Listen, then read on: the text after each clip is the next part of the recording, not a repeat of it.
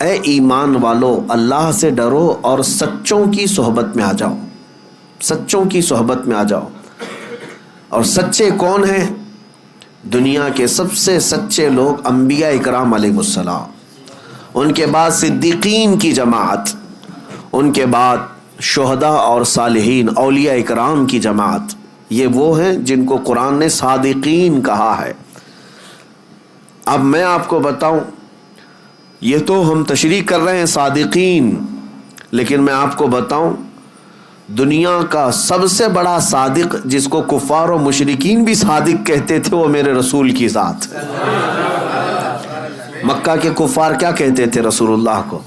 امین اور صادق ہی کہتے تھے۔ یعنی قرآن تو کہہ رہا ہے سچوں کی صحبت میں ہو جاؤ، میں کہتا ہوں پوری دنیا کا جس کے سچا ہونے پر اتفاق ہے اس کی صحبت کتنی اہمیت رکھتی ہے۔ اس رسول پاک صلی اللہ تعالی علیہ وسلم کی صحبت میں آ جاؤ۔ اب بات آتی ہے رسول کی صحبت کیسے؟ اب اللہ کے رسول صلی اللہ تعالی علیہ وسلم ہماری زندگی میں موجود نہیں ہے، وہ اپنی ظاہری حیات میں آج نہیں ہے، تو پھر رسول کی صحبت ہم کیسے اختیار کریں؟ تو نبی پاک صلی اللہ تعالی علیہ وسلم کی احادیث کے ذریعے سے ملتا ہے کہ پھر امت کے جو اولیاء اکرام ہیں، علماء صالحین ہیں، وہ نبی کے نائب ہوتے ہیں، ان کی صحبت نبی کی صحبت۔ یہ جو چین ہے اپنے مشائخ سے وابستہ رہنے کی، تو اگر کوئی اس کو دکان سمجھتا ہے تو وہ بے عقل اور بے وقوف ہے۔ علماء اور مشائخ سے جو عوام وابستہ ہے اس کی ایک وجہ یہی ہے کہ یہ رسول اللہ کی صحبت حاصل کرنا چاہتے ہیں۔ مجھے یہ بتاؤ اے میرے عزیزو، تمہیں سنتیں اگر سیکھنا ہے، نبی پاک صلی اللہ علیہ وسلم کی سیرت تمہیں جاننا ہے، یا اب تک تمہارے پاس معلومات آئی ہیں تو کس کے ذریعے سے آئی؟ علماء اکرام کے ذریعے سے آئی۔ تو رسول اللہ کے وہ نائب ہیں اور ان کی صحبت تمہارے لیے نبی کی صحبت ہے۔ اب سنو آگے کی بات، یہ تو میں تمہید کے طور پر آج عرض کیا، اور اب صحبت کا فائدہ بھی میں آپ کو بتاؤں۔ صحبت کا فائدہ، جس کی صحبت میں رہتے ہو ویسا ہی اثر بھی پیدا ہوتا ہے۔ ہاں، جس کی صحبت میں رہتے ہو ویسا ہی اثر پیدا ہوتا ہے۔ بلکہ تو یہ محاورہ مشہور ہے، خربوز کو دیکھ کر خربوز رنگ پکڑ لیتا ہے۔ ہاں، یعنی جو اناج ہے، جو نباتات ہے، اس میں اگر یہ اثر ہوتا ہے کہ ایک پھل دوسرے پھل کو دیکھ کر ویسی رنگ پکڑتا ہے، تو پھر انسان تو انسان ہے، انسان فلیکسیبل ہے، یہ بہت جلدی اڈاپٹ کرتا ہے دوسری چیزیں۔ اسی لیے ہم نے دیکھا ہے شہروں کے بچے کیسے ہوتے ہیں، گاؤں کے بچے کیسے ہوتے ہیں، بہت فرق ہے۔ عرب کے بچے کیسے، امریکہ کے بچے کیسے، کیوں؟ بچے کیا ماں کے پیٹ سے سب سیکھ کر کے آئے؟ نہیں، یہ سارا ان کے اوپر صحبتوں کا اثر ہے۔ یہ جس سائے میں رہتے ہیں بچے وہی اڈاپٹ کرتے ہیں۔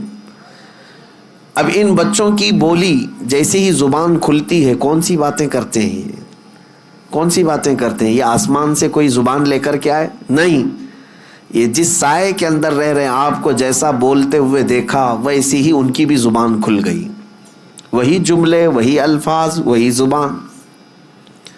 جس گھر میں گالی گلوچ ہو رہی تھی تو بچے کوئی اندازہ نہیں گالی گلوچ کیا ہوتی ہے، لیکن اس کو خیریت سمجھ کر کے گالی ہی دیتا ہے۔ کسی کو وش کرنے کے لیے بھی وہ گالی ہی دیتا ہے، کیونکہ اس نے ماحول ویسا حاصل کیا ہے۔ اور جن بچوں کے گھر دینی ماحول میں ڈھلے ہوئے ہیں، ان بچوں کی زبان پر بھی اثر نظر آتا ہے۔ یہ تو ظاہری اثر ہوا، باطنی اثر بھی بہت زیادہ ہوا کرتا ہے۔ جو جس کی صحبت میں رہتا ہے ویسا ہی رنگ پکڑتا ہے، ویسی رنگ پکڑتا ہے۔ میں آپ کو بتاؤں، سیدی اعلیٰ حضرت امام اہل سنت فاضل بریلوی رضی اللہ تعالیٰ جب ماررہ مطہرہ تشریف لے گئے تھے، اس وقت وہ جوان تھے، 20-22 سال کی عمر ہوگی، اور ان کے پیر و مرشد کی عمر 80 کے اوپر تھی، غالباً عمر زیادہ ہو چکی تھی۔ بیعت ہونے کے لیے گئے تھے اعلیٰ حضرت، اور ماررہ کے اس بزرگ کے پاس جن کو خاتم الاکابر سید آل رسول احمدی ماراروی رحمۃ اللہ علیہ کہا جاتا ہے. اولیاء اکرام میں ایک سند ہے ان کی، حضرت سید آل رسول ماراروی کی. جب ماہرہ مطہرہ اعلیٰ حضرت گئے وہاں پر تو حال یہ تھا کہ سید آل رسول ماراروی رحمۃ اللہ علیہ مرید تو کرتے تھے لیکن خلافت کا معاملہ بہت الگ تھا. ہر کسی کو خلافت کا پٹا نہیں ڈال دیا جاتا تھا. کسی کو 10 سال 12 سال مجاہدے کرواتے وہاں خانقاہ میں رکھ کر پھر خلافت دیتے تھے. لیکن اعلیٰ حضرت جب گئے تھے وہ کمرہ آج بھی وہاں ماہرہ میں موجود ہے، جس حجرے کے اندر اعلیٰ حضرت اور ان کے پیر و مرشد صرف 2 ہی لوگ بیٹھے تھے. بیعت کیے، مرید تو ہوئے اور پیر و مرشد نے ساری خلافتیں اسی مجلس میں دی. اب جو بات میں کہنے جا رہا ہوں وہ توجہ. 22 سال کا نوجوان امام اہل سنت احمد رضا خان اور 80 سال سے زیادہ کے بزرگ حضرت سید آل رسول ماراروی رحمۃ اللہ علیہ. 20 سال اور 80 سال میں فرق ہے کہ نہیں ہے؟ جوان کیسا دکھتا ہے، بوڑھا کیسا دکھتا ہے. اعلیٰ حضرت جب وہاں پر بیعت کر کے خلافتیں لے کر کے جب حجرے سے باہر نکلے، دروازہ کھلا تو بہت سے لوگ باہر کھڑے تھے. سیدی آل رسول ماراروی رحمۃ اللہ علیہ کے مریدین، وہاں علماء اور صلحاء بہت سارے موجود تھے.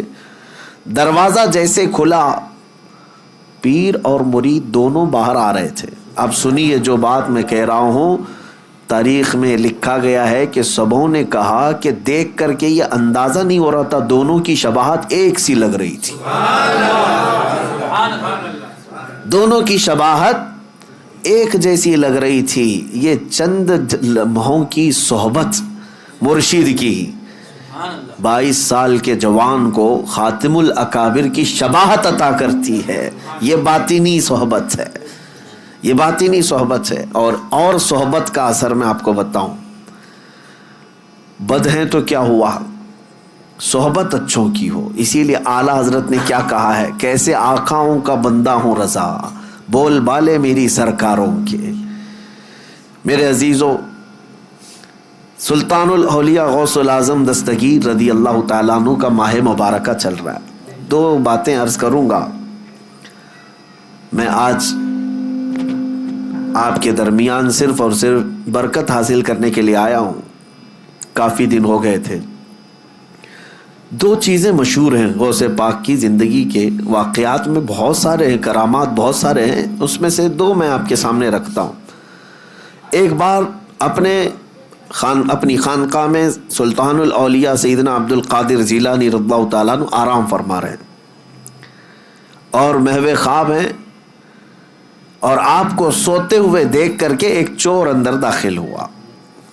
مشہور ہے، اس چیز کو آپ نے سنا ہے. وہ چور آپ کا جبہ چرانے آیا تھا. سنا ہے کہ غوث پاک کا جبہ بڑا قیمتی ہوتا تھا، ایک بار چوری کر لے تو پھر پوری زندگی اس کی چل پڑے. کافی قیمتی ہوتا تھا. تو چور اندر داخل ہوا، ابھی وہ جبہ ہاتھ میں اٹھایا ہی تھا کہ دروازے پر دستک ہو گئی. تو غوث پاک رضی اللہ تعالیٰ عنہ نے آنکھیں کھولے بغیر کہا آ جائیے اندر. دروازہ کھولا، اندر آئے ایک صاحب. وہ کون تھے؟ حضرت خضر علیہ السلام تھے. حضرت خضر علیہ السلام آئے اور کہا سیدی، کس سے؟ حضرت شیخ عبد القادر جیلانی رضی اللہ تعالیٰ عنہ سے. کہا بصرہ کے یا کسی شہر کے قطب کا انتقال ہو گیا، وہاں پر قطب اب کون ہوگا؟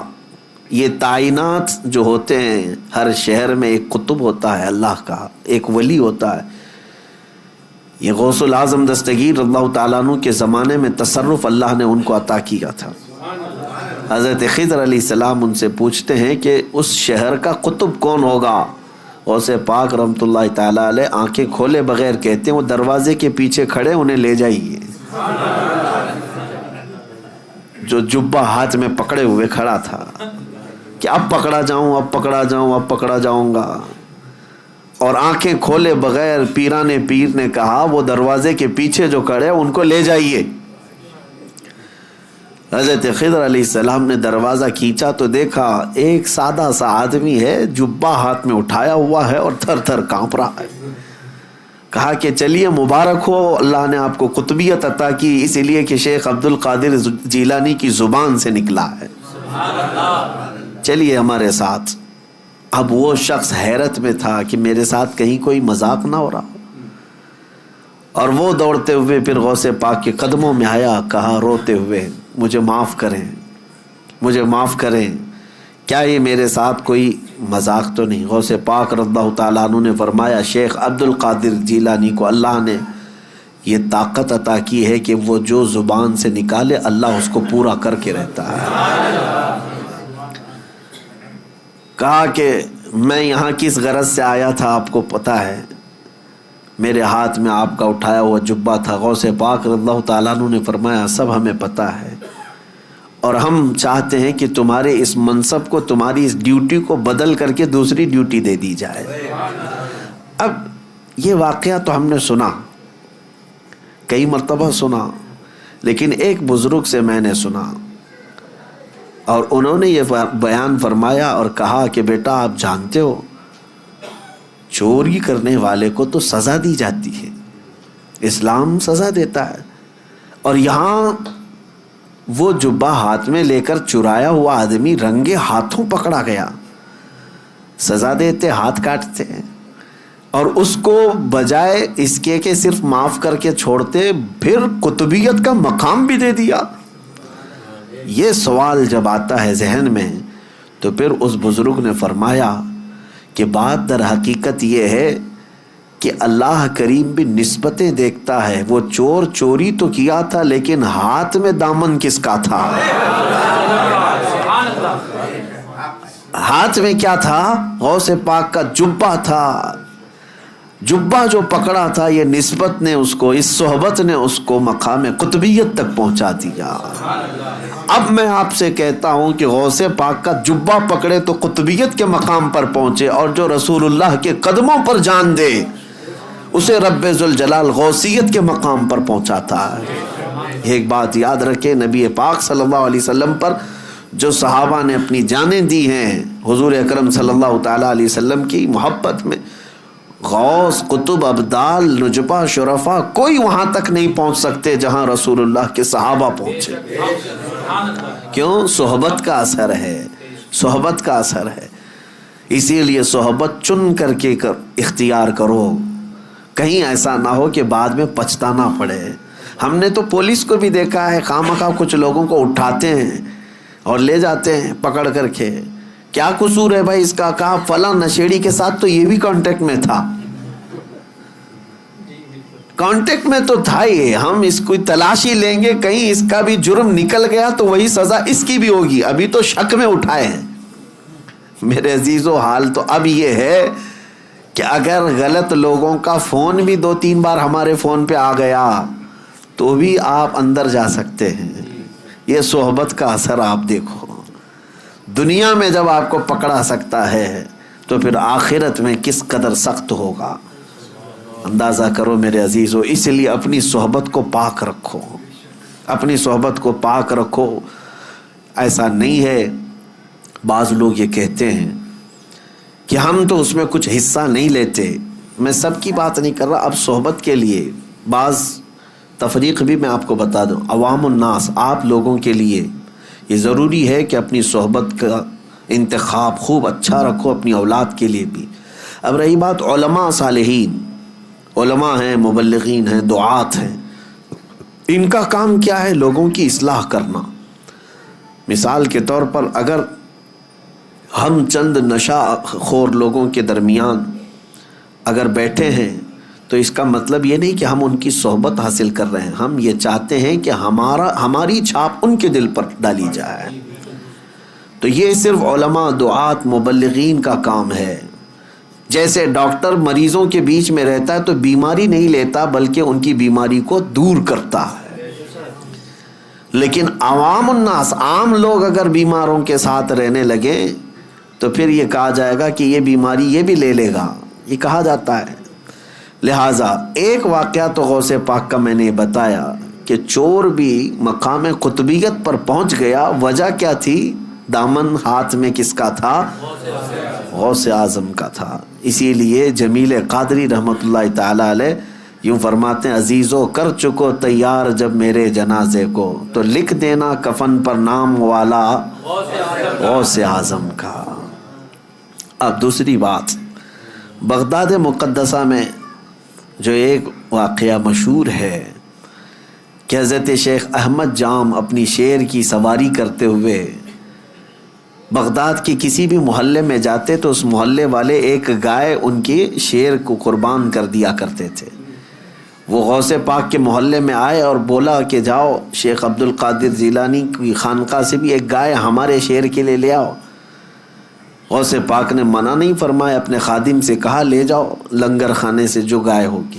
لے کر کے گئے، لیکن وہاں پر ہڈیاں کھا کر پلنے والا ایک کتا، پالا ہوا نہیں پلا ہوا، دونوں میں بہت فرق ہے. پالا ہوا نہیں، خود سے پلا ہوا کتا نکلا ساتھ میں، اسے کسی نے ٹرین کر کے بھیجا نہیں تھا. اسی لیے میں نے لفظ میں ہی کہا کہ پالا ہوا نہیں ہے، پلا ہوا. اور غوث پاک رضی اللہ تعالیٰ عنہ کے آستانے سے جب وہ گائے شیر کے قریب پہنچی تو شیر بھوکا جھپٹا مارنے ہی والا تھا کہ یہ کتا اس پر جھپٹا مارا اور دم زدن میں شیر کو چیر کر کے رکھ دیا. یہ شاید واقعہ ایسا پہلا ہوگا کہ ایک کمزور کتا جنگل کے راجا پر بھاری ہو گیا ہو. اب تک ہم سنتے یہی آئے تھے کہ جانوروں میں شیر جو ہے راجا ہوتا ہے، لیکن یہاں راجا کا باجا ختم ہو گیا. کیوں؟ غوث پاک رضی اللہ تعالیٰ عنہ کے محلے میں آیا اور کتا جو ہے شیر کو پھاڑ کر 2 ٹکڑوں میں بدل دیا. دنیا نے اس منظر کو دیکھا اور اعلیٰ حضرت نے فرمایا کیا دبے جس پہ حمایت کا ہو پنجہ تیرا، شیر کو خاطر میں لاتا نہیں کتا تیرا. اب یہاں پر مسئلہ یہ ہے، شیر شیر ہی تھا وہ اور کتا کتا ہی تھا، اور اصول آج بھی وہی ہے کہ شیر ہی بھاری ہوتا ہے، لیکن یہ اصول اس جگہ ٹوٹ جاتا ہے جہاں کتے کی نسبت دربار غوث سے ہو جائے. اب میں آپ کو یہ کہتا ہوں کہ کتا ہے کتے پالنے کی ہمارے ہاں شریعت میں اس کا حکم نہیں ہے. بعض مقامات ایسے ہیں جیسے کھیتی باڑی یا حفاظت کے لیے ان کو شریعت نے مستثنا رکھا ہے. جس جانور کو ہم پالتے بھی نہیں، خود سے گھروں کے پاس بیٹھ کر پل جاتا ہو، اس کتے کو کا حال یہ ہے کہ دربار غوث کے سائے میں بیٹھا کرتا تھا، غوث پاک کے آستانے کے سائے میں بیٹھا کرتا تھا، اور طاقت کا حال یہ ہے کہ جنگل کے راجا کو بھی پھاڑ کے رکھ سکتا ہے. یہ صحبت کا اثر ہے. اب دوسری بات میری یہ توجہ سے سنو، دوسری بات یہ سنو کہ غوث پاک کے دسترخوان پر پڑے ہوئے ٹکڑے یا پھینکے ہوئے ٹکڑے کھا کر پالا ہوا نہیں بلکہ پلا ہوا کتا شیر پر بھاری ہو سکتا ہے. اب سوچو کہ غوث پاک نے جس کو پالا ہو، پلا ہوا نہیں بلکہ غوث پاک کے ہاں پالا ہوا، اور وہ بھی کتا نہیں، کوئی وقت کا عالم دین ہو تو پھر وہ اپنے زمانے کا مجدد اعظم بن جاتا ہے.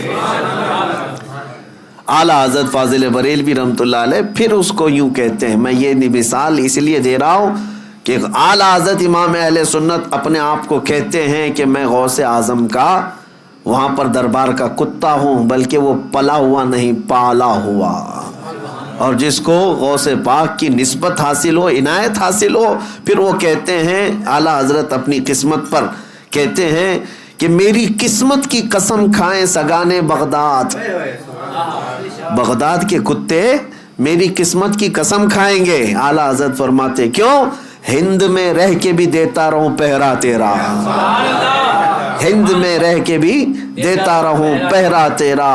اور اعلیٰ حضرت اسی نسبت اور اسی صحبت کے بارے میں کہتے ہیں، یا سیدی عبد القادر جیلانی غوث اعظم، تجھ سے در سے سگ اور سگ سے ہے مجھ کو نسبت. غوث پاک سے ان کے دروازے کو نسبت ہے، ان کے دروازے سے کتے کو نسبت ہے، اور کتے سے اعلیٰ حضرت کہتے ہیں مجھے نسبت ہے. میری گردن میں بھی ہے دور کا ڈورا تیرا.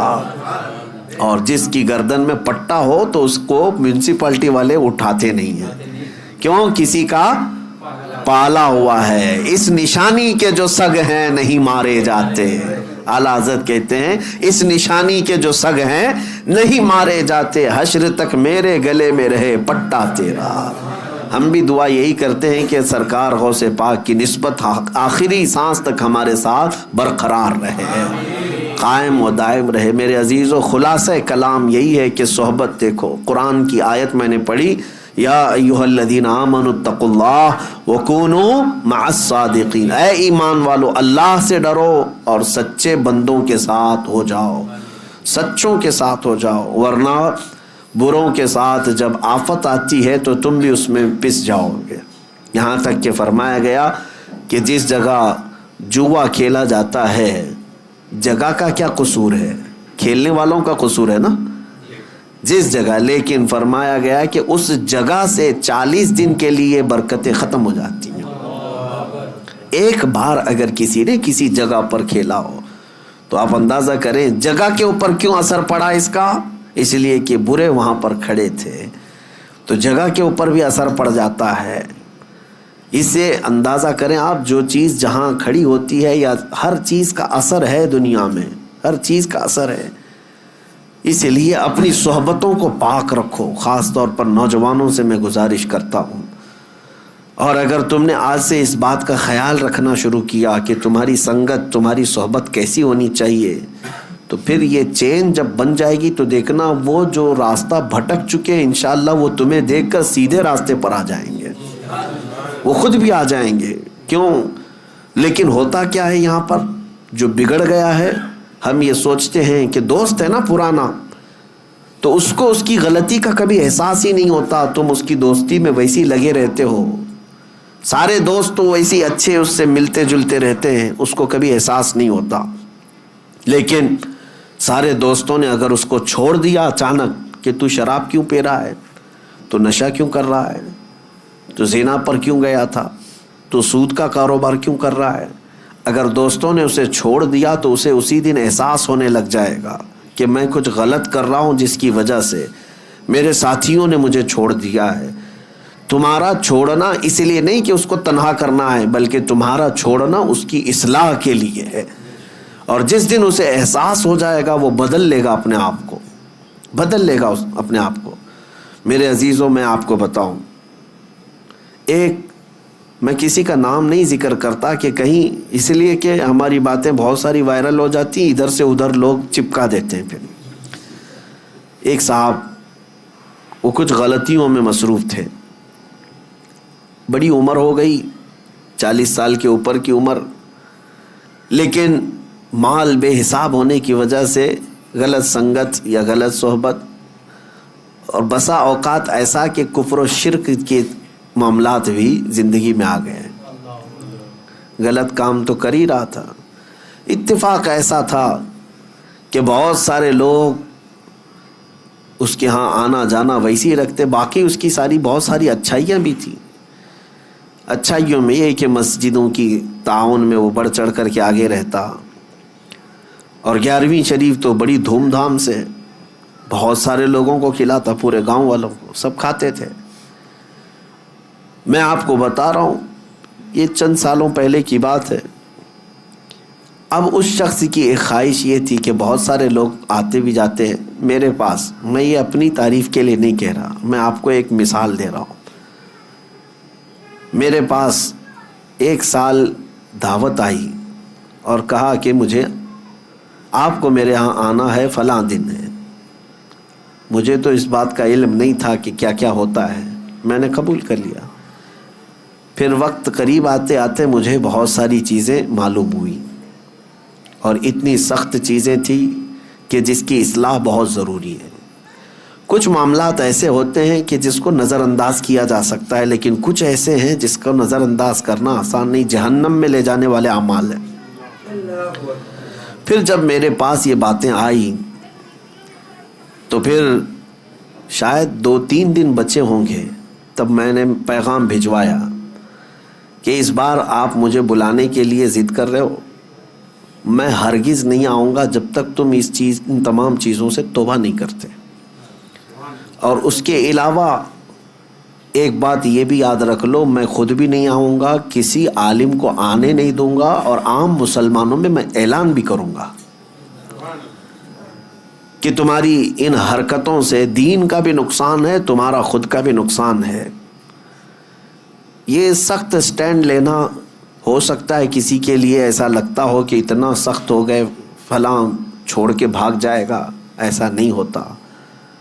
میرے عزیزو، شاید یہ دوپہر سے شام کی بات ہوگی، شام تک وہ بندہ جب دیکھا یہ سارے معاملات، ساری تیاریوں کے ساتھ آ کر کے کھل کر سب کے سامنے اپنی توبہ اور برات کا اظہار کیا، اور الحمدللہ وہ اپنی توبہ پر آج بھی قائم ہے. تمام چیزیں نکل گئی. میں یہ بات اسی لیے کہہ رہا ہوں کہ اگر مومنین مل کر کے کسی کی اصلاح کی کوشش کریں کہ ہم تیری صحبت میں نہیں بیٹھیں گے، اگر تو باز نہیں آیا تو پھر اس کے اصلاح کا سامان ہو سکتا ہے. ہوتا یہ ہے عام طور پر کہ لوگ چاہتے نہیں ہیں، لوگ اس کے ساتھ اٹھنا بیٹھنا ویسے ہی جاری رکھتے ہیں، اس کی برائیاں دیکھ دیکھ کر کے بھی.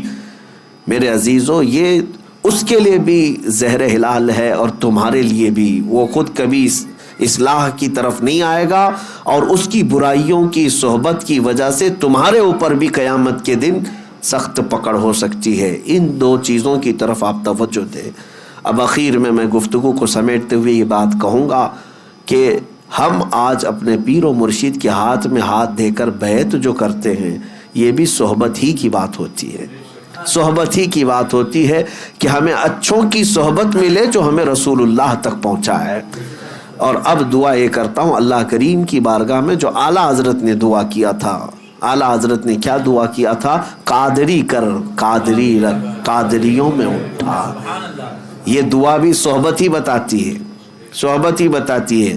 اچھا، جتنے بھی آپ کے نام کے ساتھ جو لفظ جڑ جاتے ہیں، آپ کے نام کے ساتھ نسبت، سلسلے کے نسبت کی وجہ سے جو نام جڑ جاتے ہیں، کوئی برکاتی ہے، کوئی نظامی ہے، کوئی قادری ہے، کوئی چشتی ہے، کوئی نقش بندی ہے، کوئی سہروردی ہے، اور کوئی رضوی، کوئی اشرفی. یہ نام تو نہیں ہے لیکن یہ نسبت ہے. اب آپ کے نام کے ساتھ اگر احمد اور برکاتی جڑ گیا تو یہ برکاتی لفظ ہی بتاتا ہے کہ اس کو صحبت ماہرہ مطہرہ سے حاصل ہے.